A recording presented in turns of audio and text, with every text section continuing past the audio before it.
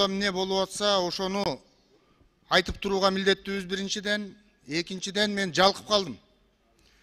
Бир нерсенин башы башталганда эртерээк чыгып айтып калбасак, бул жерге келип калганда кечигип калат экенбиз дагы, калып калат экенбиз.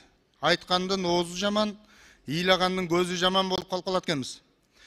Бүгүнкү күндө коомдо желегибизди өзгөртүү боюнча маселе көтөрүлүп атат.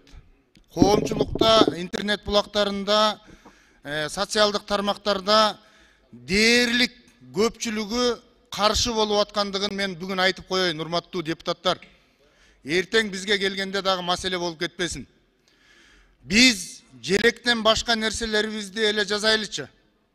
Желегибизге, мамлекетибиздин ыйыгына тийбей эле коелучу.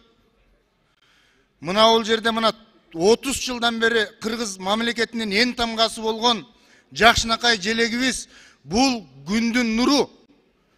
Биздин ата бабаларыбыз ошо кезде эле үстүнөн дагы караганды билиптир, космостон караганды. Азыр дрондордун заманында дагы үстүнө чыгып карай албай атабыз. Бул коломто дегенди түшүндүрөт дагы бир эмеси. Коломто, кыргызда коломтоң өчпөсүн дейт. Коломтоңдо от жансын дейт.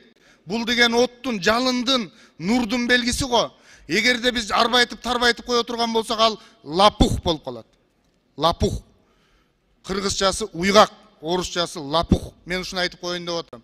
Анан ушул тууну өзгөртүүгө, урматтуу депутаттар, эгерде биз дагы бир жаза тайып, башка иштерибиз кокодон болуп турганда, башка иштерди эмес, туубуз жөнүндө алектене турган болсок, эртең эшиктеги эл бизди кечирбейт, урматтуу депутаттар.